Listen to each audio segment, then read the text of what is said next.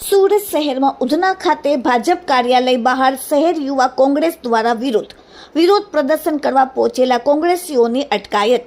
Epstein file મુદ્દે દેખાવ અને સૂત્રો ઉચ્ચારો. વિરોધ પ્રદર્શન પહેલા જ ભાજપ કાર્યાલય પોલીસ છાવણીમાં ફેરવાયું. ભાજપ સામે ભારે સૂત્રોચ્ચાર અને નારેબાજી.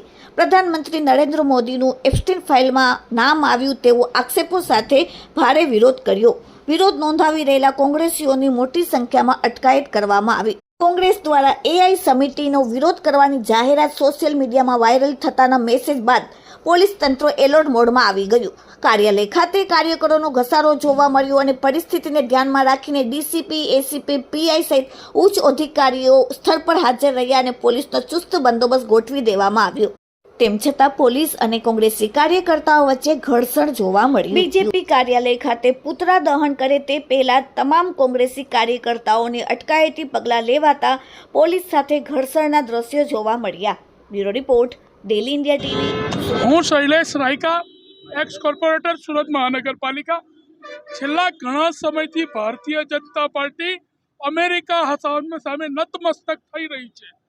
A1ની પ્રોગ્રામમાં પણ એ લોકો નિષ્ફળ રહ્યા અને સમગ્ર ભારતમાં રાહુલ ગાંધી વિરુદ્ધ એ લોકોએ જે પ્રોગ્રામ આપ્યો છે એના વિરુદ્ધ, નરેન્દ્ર મોદી સાહેબના વિરુદ્ધ, અને એ પ્રમાણે અમે સુરત મહાનગરમાં પણ આજે ભાજપ કાર્યાલય પર આવી અને પુતળા દહનનો પ્રોગ્રામ હતો, પરંતુ એમની સત્તા હતી, પોલીસ એમની જોડે હતી, એટલે અમારા એક પણ કાર્યકર્તાઓને તેઓએ આગળ વધવા નથી દીધા.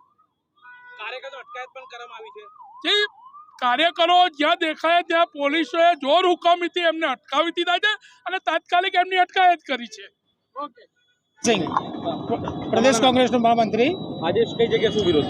આજે ભાજપ કાર્યાલય પર વિરોધ હતો. અમારો યુથ કોંગ્રેસનો વિરોધ હતો.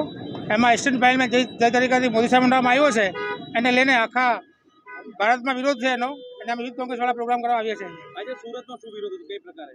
સુરતમાં આજે કાર્યાલય ઉપર અમારો વિરોધ હતો. એમાં અમે લોકો એપ્સ્ટીન ફાઇલના ખિલાફમાં જ બધા ભેગા થયા હતા. અહીંયા કાર્યકર્તાઓને પોલીસો જે ઘર્ષણ પર થયું, આ બાબતે શું કહેવું? અહીંયા ભાજપનું શાસન ચાલે છે એટલે પોલીસ લોકો એ લોકોના હાથમાં હોય.